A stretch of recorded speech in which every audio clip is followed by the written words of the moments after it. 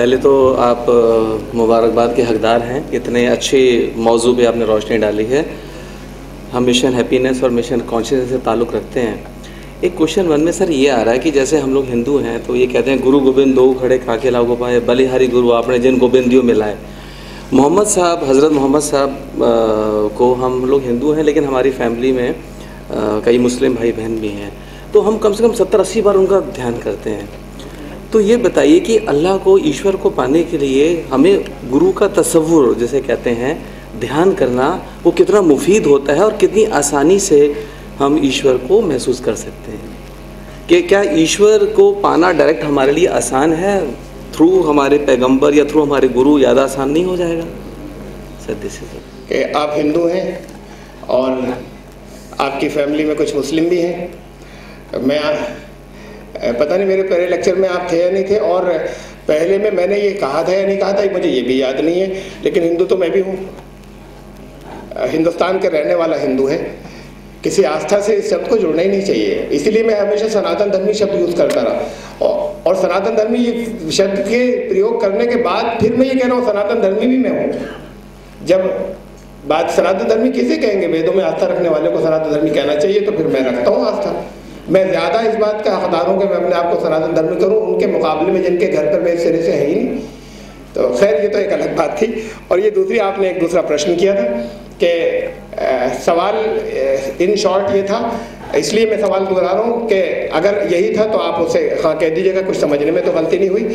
कि मोहम्मद साहब सल्लल्लाहु अलैहि वसल्लम उनके वो गुरु थे, उनका ध्यान करके खुदा तक पहुँचना ज़्यादा आसान है या खुदा का डायरेक्ट ध्यान भी किया जा सकता है? क्या यही प्रश्न था सर? मैं उनका ध्यान अगर इबादत के लिए है तो इस्लाम ये कहता है कि जिसने पैदा किया, जो जिसके हाथ में मौत है, जिसके हाथ में बाकी ज़िंदगी है, इबादत उसी की करना। उनका ध्यान करना बहुत ज़रूरी है इसलिए कि उन्होंने मार्गदर्शन किया। उस असल चीज़ शख्सियत के ध्यान की नहीं है, असल चीज़ ये है कि हम उस मार्ग को जाने क्या है। यहाँ करोड़ों मुसलमान हिंदू दोनों जाते हैं, मैं फिर हिंदू शब्द यूज़ कर रहा हूँ जिस मीनिंग में लोग बोलते हैं। ख्वाजा साहब के आस्थाने पर अजमेर में, ख्वाजा मुइनुद्दीन चिश्ती अजमेरी रहमतुल्लाह अलैह के बाजार के ऊपर करोड़ों हिंदू मुसलमान दोनों जाते हैं और सब उनसे अकीदत रखते हैं, मोहब्बत रखते हैं उनसे। मैंने बहुत जानना चाहा कि उनकी जीवनी के ऊपर, उनकी मुझे ये चीज़ें तो मिली कि उनकी खड़ाओं ने किसके सर के ऊपर बरस कर मारा और किसको क्या मिल गया, और इस तरह की चीज़ें तो मुझे उनकी जीवनी में बहुत मिली। लेकिन उनकी ज़िंदगी, वो जो कुछ भी गुजरी, जिसकी वजह से इतने लोगों को उनसे मोहब्बत हो गई, वो मुझे मिली ही नहीं। उनकी वो छपती नहीं है, वो कहीं भी मिलती भी नहीं। उनकी सबसे बड़ी करामत तो ये थी, सबसे बड़ा चमत्कार तो ये था कि करोड़ों दिल जो हैं वो उनके गुलाम बन गए। वो हिस्सा कहीं पर भी नहीं मिलता। तो उनके जीवन के जो आदर्श हैं वो नहीं मिल रहे हमें, तो हम उनके ऊपर ख्वाजा साहब पे ध्यान लगा कर क्या करें? हमें जीवन आदर्श मिले, उन आदर्शों को अपनाएं। बहरहाल मैं तो ये बताना चाहता हूँ कि खुदा पर, ईश्वर को डायरेक्ट ध्यान किया जा सकता है या नहीं। बड़ा अच्छा सवाल है, और ये सवाल, इस सवाल आपकी ज़बान से ही आ सकता था। मतलब ये कि उन्हीं लोगों की ज़बान से आ सकता था जो अपने आप को हिंदू कहते हैं, उन्हीं की ज़बान से ये सवाल आ सकता था। जो मुसलमान कहते हैं अपने आप को, उनकी ज़बान से तो ये आ भी नहीं सकता था, इसलिए कि उनके यहाँ ध्यान की अहमियत ही ख़त्म हो गई थी। बहुत पैगंबर हज़रत मोहम्मद सल्लल्लाहु अलैहि वसल्लम ने बहुत रखी थी उन्होंने। मैं सिर्फ एक नमाज की बात मैं करना चाहता हूँ आपसे कि नमाज के लिए उन्होंने ये कहा था, हदीस है ये उनका कथन, उन्होंने कहा था कि नमाज ऐसे पढ़ना, यानी उसमें ईश्वर को ऐसे याद करना कि अन्ना का तरह ये वर्ड्स थे कि जैसे कि तुम उसको देख रहे हो, यानी उसमें नमाज में तुम्हें एक मेडिटेशन करना था ईश्वर को देखने का, निराकार को। ये तुम्हें नमाज में मेडिटेशन करना था, ये इस हदीस का अर्थ है। फिर उन्होंने कहा कि अगर तुम ऐसा न कर सको, ये बड़ा कॉम्प्रिहेंसिव जुमला था ये, कि अगर तुम ऐसा न कर सको, इसका मतलब था कि तुम नहीं कर पाओगे। और ये प्रॉब्लम चली आ रही है एक ज़माने से, ये अपनी प्राचीन काल से चली आ रही है कि ध्यान उसका करना था, इस बात का बहुत महत्व था, बड़ी इंपॉर्टेंट, कि उसका ईश्वर का ध्यान करना है। लेकिन निराकार का ध्यान कैसे हो? जब निराकार का ध्यान करेंगे, तुम खुदा को देख रहे हो, जब इसका ध्यान करना शुरू करेंगे तो कोई ना कोई तो आकार आ जाएगा। आँख नाक कान ना आए, कोई ना कोई हुदूद और सीमाएं कहीं ना कहीं तो आ जाएंगी, तो आकार हो गया। तो अगर आकार हो गया तो वो फिर खुदा है नहीं, तो फिर उसको देखने का ध्यान कैसे करेंगे निराकार को? ये प्रॉब्लम आई थी, और ये उन लोगों के सामने आई थी जिनके यहाँ ध्यान की अहमियत बहुत ज़्यादा थी, महत्व बहुत ज़्यादा था, ध्यान करना था। ध्यान की अहमियत तो पैगंबर ने ही बताई, लेकिन मुसलमानों के यहाँ ध्यान की अहमियत नहीं बची। तो उन्होंने फिर एक सॉल्यूशन दिया, एक उन्होंने समाधान दिया कि ध्यान करने के लिए पहले साकार माध्यम रख लो, और साकार माध्यम से ध्यान का अभ्यास कर लो, उसके बाद तुम निराकार पर भी ध्यान कर पाओगे। ये एक उन्होंने दरमियान में बीच के बहुत से कुछ दार्शनिकों ने एक सलूशन दिया। मैं एक वाकया सुनाता हूँ आपको, अपने एक घटना अपने इन्हीं की इत्तेफाक से, अभी मैंने जिक्र किया था उनका, मेरे बहुत अच्छे दोस्त कर्नल सक्सेना की। एक दिन उनका फ़ोन आया, जब वो नोएडा में पोस्टेड थे, अब तो रिटायर हो गए कर्नल से। एक दिन नोएडा से फ़ोन आया कि बहुत ज़रूरी है, हम आना चाहते हैं रामपुर। तो मैंने कहा आ जाओ। आए वो कि बच्चों को छोड़कर आए, अब वो और उनकी वाइफ कहने लगे बच्चों को छोड़कर आए, अभी वापस जाना है हमें, बस बहुत ज़रूरी है, मिलना ज़रूरी था। और मिलना यूँ ज़रूरी था, कहने लगे हमारा आपस में झगड़ा चल रहा है, फैसला आप कर दें। बहुत करीबी हमारी दोस्ती थी। तो अब मैं ज़रा सा परेशान भी हुआ कि ये अपने पर्सनल मैटर्स में उसके अंदर कहाँ पढ़ूँ। उनसे भी बहुत मोहब्बत का ताल्लुक़, उनकी वाइफ से, भाभी से। वो बीच में बोल उठी, कहने लगी मैं बताती हूँ आपको क्या बात है। पता ये चला कि झगड़ा उन पर, उनके बीच में बहुत दिनों से ये चल रहा था कि उपासना निराकार हो या साकार हो, इस पर झगड़ा चल रहा था आपस में। वो ये दलीलें दे रहे थे कि उपासना निराकार उपासना होनी चाहिए, कर्नल सक्सेना। उनकी वाइफ कहने लगी और मुझसे बोले कि मैंने इन्हें बहुत समझाया, इनकी समझ में नहीं आता, मैं यहाँ पर इसलिए लेके आया हूँ कि आज तुम समझा दो। तो वो उसके बाद वो बीच में वो बोल पड़ी, भाभी बोली कि भाई साहब ये जितने तर्क दे रहे हैं सब ठीक है, मेरे सब आ रहे थे समझ में, लेकिन एक सवाल का जवाब मुझे आप दे दीजिए। अगर आप मुझे एक सवाल का जवाब दे दीजिए और आप मुझसे जो कुछ भी कहेंगे, मैं अभी पहले से पहले एडवांस में वादा कर रही हूँ। आप मुझसे कहने लगी मैंने एक मंदिर बना रखा है अपने घर में, मैं बचपन से दुर्गा को पूजती हूँ, मैंने घर में मंदिर बना रखा है, और मेरी बात सुनने के बाद अगर आप मुझसे ये कहेंगे कि अपनी मूर्तियों को जाके फेंक दो, तो मैं आज ही जाने के बाद जमुना में फेंक दूंगी, आपका कहना मानूंगी, लेकिन मेरी बात का जवाब दे दीजिए आप। कहने लगी मैं बचपन से दुर्गा को पूजती हूँ, अब बचपन से पूजती चली आई हूँ, आज इनके सारे तर्क ठीक हैं, आज मैं उसे हटा देती हूँ, आप मुझसे कहेंगे तो मैं जाके जमुना में फेंक दूंगी, लेकिन दुर्गा को तो आप मेरे सामने से नहीं हटा पाएंगे, मैं जब आंखें बंद करती हूँ मेरे सामने दुर्गा ही आती है। तो अब बात यह है कि जिसके ऊपर उसने बचपन से ध्यान किया, वहां से वो निराकार तक नहीं जा रही, वो माध्यम, वो मीडियम, वो माध्यम और दृढ़ हो रहा है, अब वो चाहकर भी नहीं हटा सकती उनको। ये तो अलग बात है, उनसे हमारी बात क्या हुई। मैं तो ये कह रहा हूँ कि वो मीडियम और दृढ़ होता चला जा रहा है। आज तक किसी को मैंने नहीं देखा, मुझे कोई नहीं मिला कि जो उसके बाद निराकार तक कहा यह जाता है कि इस माध्यम से निराकार तक पहुंचना है, रहते सब साकार तक है, निराकार तक कोई पहुंचता नहीं, कहते ये है कि उत्तम वो है। ये तो एक बीच में दार्शनिकों ने दिया था सोल्यूशन, लेकिन ये समस्या थी वो पैगंबर ने कही, हजरत मोहम्मद सल्लल्लाहु अलैहि वसल्लम ने, उन्होंने कहा कि तुम नहीं कर सकोगे। मैंने कहा अगर तुम ना कर सको, फिर एक सोल्यूशन उन्होंने दिया पैगंबर ने, मैं वो बताना चाहता हूँ जो उन्होंने दिया था इस प्रॉब्लम का। ये प्रॉब्लम उन्होंने रखी थी, उन्होंने कहा कि तुम शुरू यहाँ से करना, स्टार्ट यहाँ से करो ही मत कि उसका ध्यान करो जो निराकार है, स्टार्ट यहाँ से करना कि ये मत सोचो वो कैसा है नहीं तो कोई आकार आएगा, स्टार्ट यहाँ से करना कि वो तुम्हारे साथ मौजूद है और वो तुम्हें देख रहा है, यहाँ से अभ्यास स्टार्ट करो। जब इसकी पूर्ण तुम्हारा अभ्यास पूरा हो जाएगा ये, तो फिर उसके बाद उस अभ्यास के जब तुम्हें मौजूदगी का एहसास होने लगेगा, आभास होने लगेगा। अभी तो क्या मौजूदगी का एहसास और आभास नहीं होता कि हमारे साथ में, हालांकि हर एक के साथ में। तो ये उन्होंने एक सोल्यूशन दिया था बीच में। अब नमाज के लिए उन्होंने ये बताया था कि इसका ध्यान करना है, यानी नमाज में एक मेडिटेशन होना है। कितने पेरेंट्स ऐसे हैं, माँ बाप, जो अपने बच्चों को सिखाते हैं ये कि नमाज तुम्हें ऐसे शुरू करनी थी। नमाज तो ये बताते हैं अल्लाह अकबर सुबहानक अल्लाहुम्मा, यहाँ से शुरू होती, ये सिखाते। कोई भी नहीं सिखाता कि तुम्हें इस ध्यान से शुरू करनी थी, और ये ध्यान रहना था नमाज भर में कि वो तुम्हारे साथ है, वो तुम्हें देख रहा है। अभी उसको देखने की बात आप शुरू में नबी सिखाएं, तो वो तुम्हारे साथ में, कोई भी नहीं सिखाता। कोई मदरसा अपने यहाँ के पढ़ने वाले विद्यार्थियों को, जो मुसलमान तलबा जो आलिम बनकर निकलते हैं, कोई मदरसा उनको नहीं सिखाता कि नमाज यहाँ से शुरू करनी है, अल्लाह अकबर सुबहाना, यानी कुछ आसन है, कुछ पाठ है, वो हिस्सा निकल गया। ये उसकी रूह थी नमाज की, खुदा की मौजूदगी, हुजूरी का तसव्वुर, ये उसकी रूह थी। और ये जिस्म था, ये भी ज़रूरी था। जिस्म और रूह मिलकर मुकम्मल होते हैं, आत्मा और शरीर मिलकर इंसान होता है। अगर एक भी चीज़ हट जाए, खाली जब आत्मा हट जाती है तो शरीर को कहते हैं डेड बॉडी। तो नमाज की डेड बॉडी रह जाएंगी अगर आत्मा निकल जाएगी तो। और ये एक हदीस है, मैं अपनी तरफ से खाली नहीं कह रहा। रसूलुल्लाह सल्लल्लाहु अलैहि वसल्लम ने कहा था, ये हदीस है कि मसाजिदुहुम आमिरा व खराबम मिनल हुदा, वो समय आएगा जब मस्जिदें तो बहुत भर जाएंगी लेकिन मार्गदर्शन के और हिदायत के खंडर होंगे वो खाली। तो अब बात यह है कि वो रूह, वो स्पिरिट तो आए, उस स्पिरिट से क्या होना था, मैं फिर ये बताना चाहता हूँ कि ये ध्यान करना था उसमें। शुरू उन्होंने कहा था यहाँ से करें, स्टार्ट इस जगह से करें, फिर वो अभ्यास उन्होंने बताया था कि पॉसिबल हो जाएगा बात को। इसके बाद जब ये अभ्यास पूरा हो जाएगा, अभ्यास से होता क्या है यही सुन लीजिए, क्यों अभ्यास कराया जाता है और क्यों ध्यान करना जरूरी था, और क्यों ध्यान, ये ध्यान जो निकल गया उससे क्या नुकसान हुआ। किसी एक युवक ने बाइक चलाना सीखी, जब बाइक चलाना सीखी तो उसको शुरू में ज्ञान दिया गया, इसे ज्ञान कहते हैं, नॉलेज। उसको ज्ञान दिया गया कि कब ब्रेक्स दबाने, कब और स्पीड देनी है, कब दाएं से निकालना है, कब बाएं से निकालना है। अब ये उसके पास सिक्योर हो गया दिमाग के अंदर, उसके कॉन्शियस माइंड के अंदर, उसके चेतन में। अब उसने शुरू किया, सामने से एक बच्चे ने सड़क क्रॉस की, आंखों ने देखा, रिपोर्ट किया, वहां से जवाब आया, प्रोसेसिंग हुई कि इस वक्त क्या करना था, ब्रेक लगाना था या और तेज करना था। वहां से जवाब आया, हाथ पांव ने एक्ट किया, बहुत एहतियात कर करके चलाते रहे। उसमें भी कभी कभी जो होता है टचिंग हो जाती थी, गलत फैसला हो जाता था।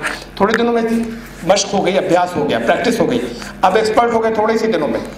बहुत तेज स्पीड से चलाते हुए जा रहे हैं, एक बच्चे ने सड़क क्रॉस की, कुछ घर के बारे में सोचते हुए जा रहे थे, बहुत झुकाई देकर या आगे से निकाला या पीछे से, या ब्रेक लगाया, या स्पीड जो सही डिसीजन था वो लेते हुए निकल गए। और नेक्स्ट सेकंड में शायद ये ख्याल भी नहीं हो कि अभी किसी को बचाया था, याद भी नहीं, अब भी घर के बारे में सोच रहे हैं। यानी कॉन्शियस माइंड तो घर पर था, माइंड अपना जो था वो घर पर था, कॉन्शियस माइंड इसके बारे में तो सोचे नहीं कि इस बच्चे को कैसे बचाना था, फिर भी सही बचाकर निकल गए। ये कहां से हुआ? जब किसी चीज का अभ्यास किया जाता है तो उसके इनन्यूमेरेबल, असंख्य छोटे छोटे से सिचुएशन के, डिफरेंट सिचुएशन की पैकेट्स वो स्टोर हो जाते हैं एक दूसरे पार्ट के अंदर, वहां पे जाके स्टोर होते हैं। उसे हम अचेत कहते हैं, उसको सबकॉन्शियस माइंड कहते हैं, तहतुल शऊर, वहां जाके स्टोर होते हैं, उसका हमें पता नहीं चलता। कोई पुरानी याद आती है जो बरसों से नहीं आई थी, जब भी तो आई, स्टोर कहीं पर थी लेकिन कॉन्शियस माइंड में नहीं थी, तो वो वहां जाके स्टोर हो जाती है और वहीं से गवर्न होती है अभ्यास की जो चीजें हैं। कॉन्शियस माइंड को पता भी नहीं, कॉन्शियस माइंड तो उसका घर पर था, डायरेक्ट सब कॉन्शियस माइंड से उस सिचुएशन का आंसर आया कि यहाँ पे ऐसे बचकर जाना, वो बचकर चला गया, कॉन्शियस माइंड को पता भी नहीं चला कि किसी को बचाया था। ये होता है अभ्यास से। अब अगर किसी ने ये अभ्यास किया कि खुदा ईश्वर मेरे साथ है, खुदा मेरे साथ है, उसने सुबह को किया नमाज में, फिर उसने दोपहर को किया, फिर उसने आफ्टरनून में किया, फिर उसने रात में किया, फिर 5 दिन किए, फिर 5 समय किया, फिर 5 समय किया, कुछ दिनों में जैसे बाइक चलाना आई थी, इसका भी अभ्यास हो जाना चाहिए। अगर किया था तब, नहीं किया था तो नहीं होगा। अगर इसका अभ्यास हो गया तो फिर ये भी सबकॉन्शियस, जब अभ्यास हो जाएगा तो सबकॉन्शियस में स्टोर हो जाएगी ये प्रैक्टिस कि ईश्वर हमारे साथ है। उससे और कितने एडवांटेजेस हैं इससे तो जाने दीजिए, उसकी मैं इस वक्त बात नहीं कर रहा। मैं तो सिर्फ एक चीज की बात कर रहा हूं कि जिसका ये अभ्यास हो गया और सबकॉन्शियस माइंड में जिसके ये स्टोर हो गया कि खुदा हमारे साथ है, वो किसी दूसरे को धोखा नहीं देगा। इसलिए नहीं कि धोखा देना बुरी बात है, ये सीखने के दिनों की बात है कि बुरी बात है। वो सबकॉन्शियस माइंड से ऑर्डर आएगा कि ईश्वर खुदा देख रहा है, ये नहीं कर सकते। झूठी गवाही वो नहीं देगा। ये कि झूठी गवाही देना पाप है, ये सीखने के दिनों की चीज थी। कॉन्शियस माइंड से डायरेक्ट वहां से ऑर्डर आएगा, उसको तो ख्याल भी नहीं होगा लेकिन नहीं दे सकेगा, इसलिए कि डायरेक्ट वहां से ऑर्डर आएगा कि नहीं दे सकते, इस वक्त वो देख रहा है। तो ऐसे व्यक्ति का खाना पीना भी तपस्या होता है, इबादत होती है। ये भी हदीस है, ये भी पैगंबर मोहम्मद साहब ने कहा कि ईमान वालों का, आस्तिकों का खाना पीना इबादत है, उनका रोजी कमाना, जीविका कमाना इबादत है, उनका अपने बच्चों का प्यार करना इबादत है, पत्नी का पति से और पति का पत्नी से जो व्यवहार है वो तपस्या है और इबादत है। अब मुसलमान बहुत खुश है कि सब जितने काम कर रहे हैं सब इबादत चल रही है, किसी एक की भी नहीं चल रही। असल बात तो ये है कि जो इस तसव्वुर के साथ में जो काम भी होगा कि खुदा हमारे साथ मौजूद है, वो देख रहा है, तो इबादत तो बनी जाएगी। जब सबकॉन्शियस माइंड के अंदर ये स्टोर ही नहीं होगा तो कुछ भी उसमें से इबादत नहीं है। तो असल बात ये कि बेरून नमाजें चल रही हैं, लेकिन ये एक उन्होंने बताया था और ये ज्यादा दिनों का नहीं है, ये मैं आपको एश्योर कराना चाहता हूँ। और ये जिन लोगों ने अभ्यास आज तक किया नहीं ध्यान करने का, उनको तो 2 महीने लग जाएंगे और फिर आके मुझसे पूछते हैं, बताता हूँ कि कैसे होगा, हमसे हो नहीं पा रहा है। लेकिन जिन्हें ध्यान करने की मशक है वो तो 10 मिनट में शुरू कर देंगे और स्टार्ट कर देंगे। इसको करके देखिए। मैं बरसों की बात नहीं कह रहा, 10-15 साल की तपस्या की बात नहीं कह रहा, मैं 20 साल की नहीं, मैं तो सिर्फ इतनी बात कह रहा हूँ। और इसको सारे धर्मों को अलग हटाकर सिर्फ इतने, एक महान आदमी, एक इंसान, एक बहुत बड़े आदमी का एक सजेशन के उस पर हम अमल करके देखें। आप सिर्फ 40 डेज 40 दिन अमल करके देख लीजिए कि इसका ध्यान कर लेना कि वो हमारे साथ में और यहाँ मौजूद है। आपकी जिंदगी के अंदर कितने चेंजेस आते हैं, इसलिए कि क्रिएटिविटी आती है। मैं अंधेरे में, मैं अंधेरे में धूप अंधेरे के अंदर कहीं जा रहा हूँ, अगर मैं घुप अंधेरे के अंदर ऐसा अंधेरा कि जिसमें हाथ को हाथ सुझाई नहीं देता, अमावस की रात है और कोई तारे कहीं पर नहीं है और बदली भी साथ में है और कोई दूर तक स्ट्रीट लाइट नहीं है, जंगल में से गुजर रहे हैं, ऐसी हालत के अंदर अच्छे अच्छे दिल वाला जो है वो कभी कभी डर जाता है। डरने की चीज़ें अलग होती हैं, कोई भूत प्रेत से डरता है, कोई डाकुओं से डरता है, कोई जंगली जानवरों से डरता है, लेकिन अच्छे अच्छे बहादुर लोगों को ऐसे माहौल में डर लगता है। अगर ऐसे वातावरण के अंदर, ऐसे माहौल के अंदर एक बच्चा आपके साथ हो तो डर कम हो जाता है। बच्चा तो लायबिलिटी है। जिन चीज़ों से डर रहे हैं अगर सचमुच वो आ गई तो बच्चे को बचाएंगे या खुद बचेंगे? बच्चा नहीं होता तो शायद बच जाते हैं, बच्चे को भी बचाना है। लेकिन ये ह्यूमन साइकी है, ये हमारी नफ्सियात है कि साथ से डर कम होता है, चाहे वो असहाय हो जो साथ में था, उससे डर कम हो जाता है। तो असहाय के साथ में होने से अगर डर कम हो जाता है तो उसे अगर आप साथ में ले लें, जो सर्वशक्तिमान है, जिसके हाथ में सब कुछ है, तो न भय रहेगा न डर। इसको अभय शोक होना कहते हैं। साथ तो वो है, सबके साथ है, अब भी है, साथ का आभास नहीं है। सारी प्रॉब्लम जो है वो ये है, वो उस ध्यान से आती है, साथ का आभास। वरना साथ तो है, मुंह से कहते हैं सब लोग हाँ है, लेकिन वो कहने के बाद भी साथ का आभास नहीं है। आभास बहुत बड़ी चीज है। एक उसी अंधेरे के अंदर अगर जा रहे हैं, कोई जिसे भेजा उससे कहा डरना मत, गार्ड्स कवर किए हुए तुम्हें हिफाजत कर रहे हैं, सुरक्षा चल रही, गार्ड चल रहे हैं, तुम नहीं देख रहे हो, चल रहे हैं देखते हुए। अब डर नहीं लगता, किसी को भी नहीं भेजा था लेकिन डर नहीं लगा, वो समझ रहे हैं कि गार्ड चल रहे हैं। और अगर ऐसा हुआ कि उससे ही कहा गया, उसको मालूम नहीं था कि गार्ड्स चल रहे, गार्ड्स को भेजा गया था कि इनको कवर करते हुए चलना, कोई खतरा नहीं आना चाहिए, बताया नहीं गया, वही समझ रहे अकेले जा रहे हैं तो डर रहे हैं, हालांकि गार्ड्स कवर किए हुए थे। तो बात तो एहसास की है कि साथ में कोई है या नहीं है, साथ तो वो है, लेकिन साथ का आभास और एहसास जरूरी है। वो आभास और एहसास जो है वो उस मेडिटेशन से आता है, जिसकी अहमियत इनके यहाँ है जिन्होंने सवाल किया था, और उसकी अहमियत यहाँ से ख़त्म हो गई।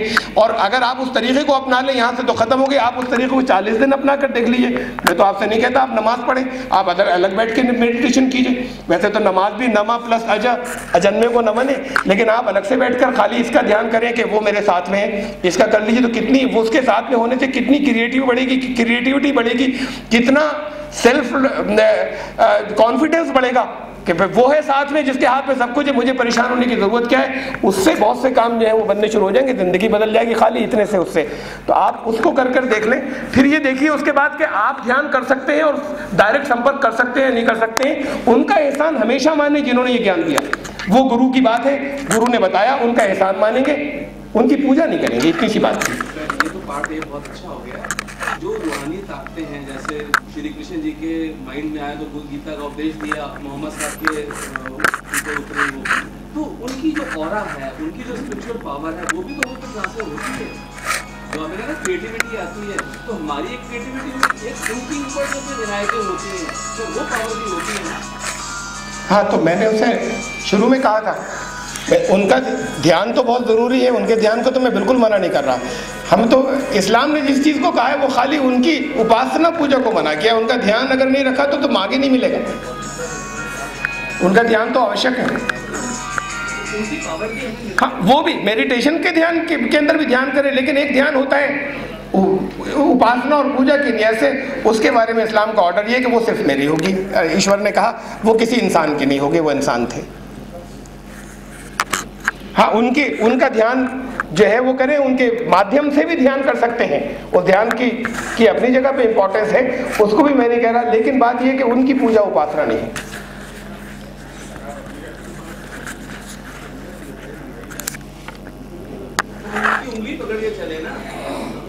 उंगली पकड़ के चलना तो मार्गदर्शन है। देखिए, हम ये कहते चले जाएं कि उनकी हमने उंगली पकड़ी और वो ले गए, और जिंदगी के अंदर सारे कर्म जो है खिलाफ चल रहे हैं, सारा तो उनकी अगर उनके आदर्शों के ऊपर चले तो उंगली पकड़ना तो आदर्शों के ऊपर चलना ही है।